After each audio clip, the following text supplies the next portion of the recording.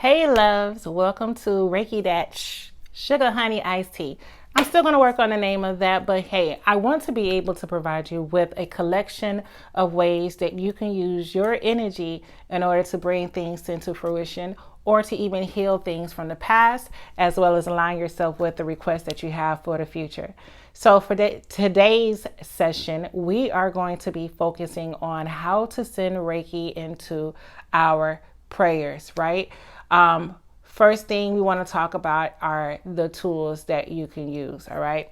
Now, of course, I always keep me a bottle of mama water. Want to make sure that your hands are clean before you intend to do any work, right? You want to rinse off any of the energy that may possibly be trying to block you from getting the things that you are asking for. And the energy can come from, being around other people or, maybe some angering issues or just latching energies that might be on you that may possibly interfere with the work that you are trying to do. Hopefully by now, before you are trying to do any work, you are saging yourself, smudging yourself, right? I did a quick smudge before I started this video just to get my mind right. Why is that important? Because at times our minds can be scattered, right? Our energies could be scattered. Some of us need a little convincing on sitting down, getting still, and actually doing the work. We will find any reason to be distracted and go and do something else other than what we are supposed to be doing. But I'll talk about in future videos how distractions are basically pointing you to the things that you are supposed to be doing. So get you your smudging device. I love sage. Make sure you open up the windows and escort those energies on out the door. Okay. And smudge yourself real good to prepare yourself. I also like to have a candle, right? So while we are here, I'm going to light a candle. Why is a candle important? In my opinion, it is important because I do a prayer that says, may the light be, may this light be a light unto my path, right? So I like to light the way to the request that I am asking for, and also enlightening me on how to remove certain energies that are, keeping me from being successful, right? So, may this be a light unto my feet and enlighten my path, okay? So basically have your light to just light the way. If you have any questions about that, just ask me, all right? Okay, so next you're gonna need a book. I highly recommend to have 3 different books for this practice. One, you're gonna have a prayer book that is specifically for you and your prayers, something that other people will not touch, read, interfere.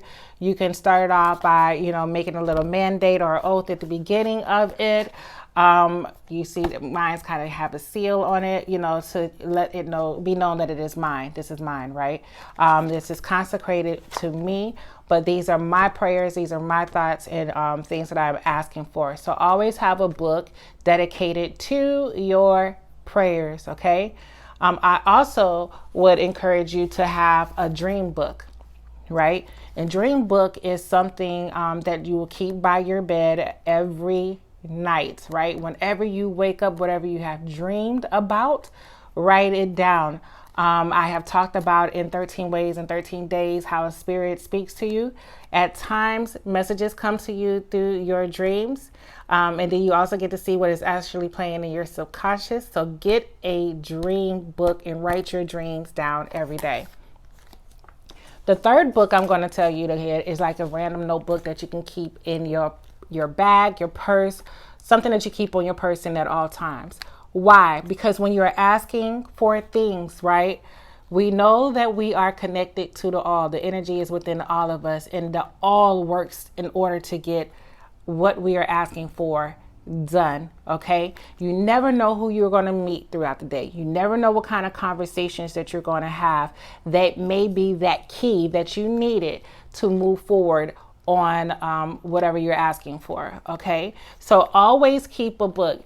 Jot down notes, as you're having conversations, because the keys may be there. Messages may come. The aha moments come. Jot down your aha moments and your ideas, because that is a way to get energy to flow through you onto the paper and to be able to get you towards the path on what you are looking for. All right. So now that we have talked about the tools, and you see my lighter in the way because, of course, you need that fire. Let's start with this. We're always going to wash our hands, right? Prayerfully, you already wash your hands with some cool water. That is some grounding water.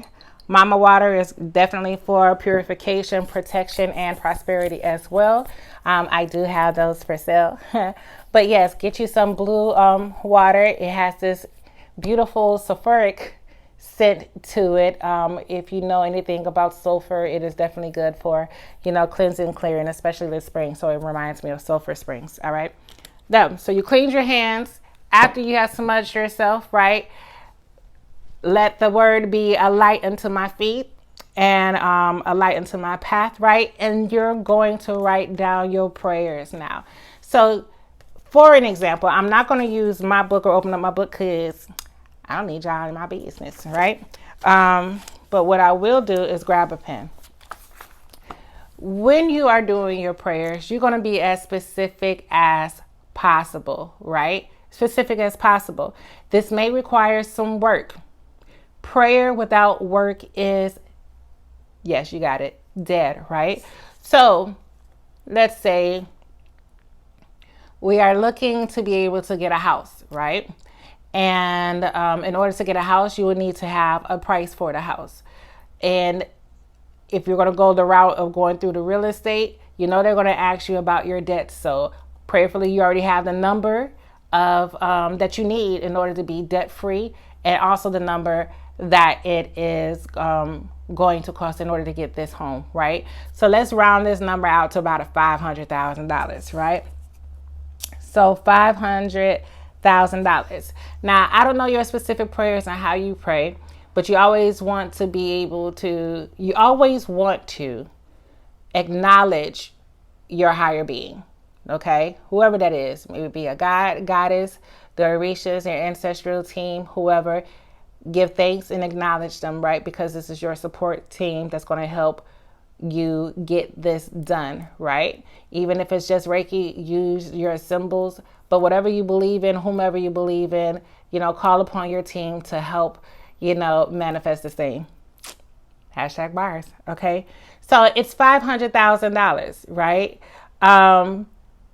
So you're giving thanks to your ancestral team. It might sound similar. I give thanks to the God, the goddess, my mama, my father, my ancestral team, the teacher, the student, whoever you calling on. Okay, you just say the prayer, right? We asking that all energies come on behalf and with me as a team to bring this thing into fruition. Make it up as you go. I'm not using the prayer that I normally use, but I want you to make up a prayer that's going to be comfortable for you. Hey, Heavenly Father, I come to you. Whatever you do, just pray, okay? And what is this $500,000 going to be for, right? Because I'm going to give you a hint. Sometimes the way that you think you're going to be able to get this thing may not be the way that you're actually going to get it, right? So the $500,000, I like to do a list, right? Pay off debts, pay off credit card debts, right? You're going to pay off student loans, right? You're going to pay off any business debts, right? Right? And purchase home free and clear with my name on it, right?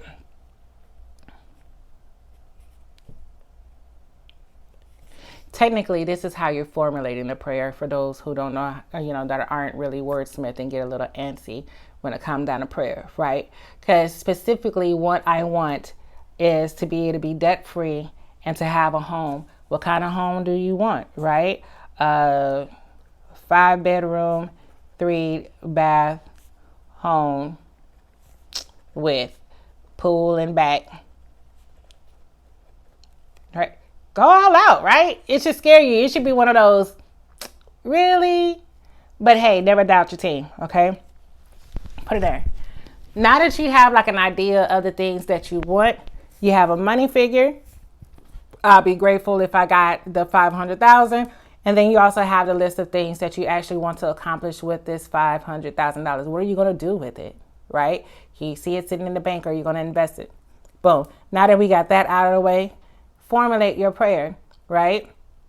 I'm calling upon the energies to bring forth the sum amount of $500,000, right? But you want to speak it as if it is already happening. So there's the plot twist. All right. Speak it as if it's already happening.